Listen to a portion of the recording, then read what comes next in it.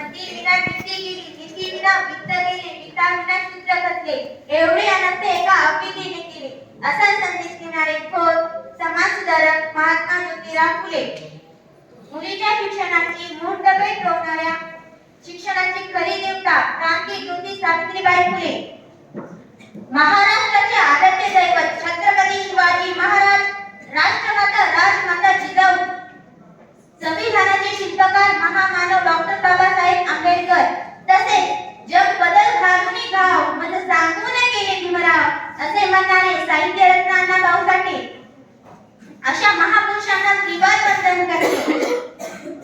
आदरणीय विचार मंच व विचार मंचावरील विराजमान माननीय इंद्रमणींचे कुलगुरू वसंतराव नाईक कृषी विद्यापीठ परभणी, माननीय संजय सिंग चौहान जिल्हाधिकारी परभणी, माननीय कृषी भूषण कांताराव काका देशमुख, माननीय पक्षी अभ्यासक नानिकपुरी, तसेच सर्व गुरुजन वर्ग, माझ्या मित्र मैत्रिणींनो, मी कोमल अर्जुन डाकोरे, जिल्हा परिषद प्राथमिक शाळा वडाई येथील विद्यार्थी आपणा सर्वांना नमस्कार करते.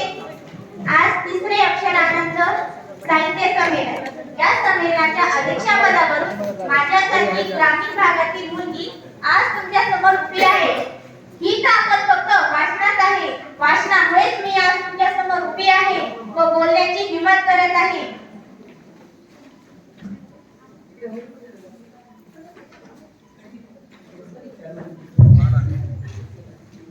पुस्तके डॉक्टर राजेंद्र भारुड, आयएस अधिकारी, भिल्ल समाजातील तरुण, सर्व कठीण परिस्थितींना तोंड देऊन आयएस अधिकारी कसा बनला, यासाठी त्याने काय प्रयत्न केला, कशी मेहनत घेतली याचे वर्णन करणारे आत्मचरित्र मी एक स्वप्न पाहिलं.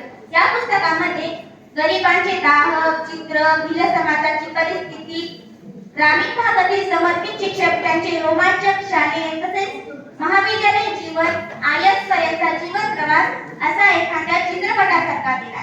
प्रतिकूलतेवर मात करता येते, गरिबी ही आपल्या प्रगतीत अडचण ठरू शकत नाही, संस्कार कुठेही सचविता येतात असे संदेश प्रत्यक्ष कृतीतून या पुस्तकातून मिळतात. विशेष म्हणजे अधिकारी का बनायचे याबद्दल राजेंद्रने विशेष शिक्षण दिले आहे. ते सर्व तरुणांसाठी दीपस्तंभासारखे आहे.